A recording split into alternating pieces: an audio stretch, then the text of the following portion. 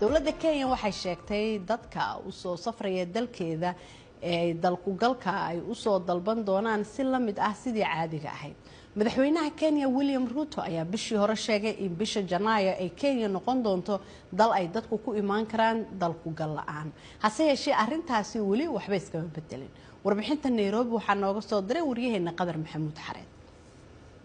warkan ku saabsan in ilaa hadda aysan jirin wax isbedel ah oo ku yimid shuruucdii dalka Kenya ayaa waxay shaaciyay hay'adda duulimaadyada rayidka ee dawladda Kenya marka magaceeda la soo gaabiyo loo yaqaano KCAA waxayna sheegtay in dadka daafaha caalamka ka soo safraya ee Kenya imaanaya ay dalkugalka Kenya ay u soo dalban karaan sidii caadiga ahayd ka hor inta aysan soo safrin. arrintan ayaa imaanaysa xilli bartamihii sanadkii hore ee madaxweynaha dawladda Kenya William Ruto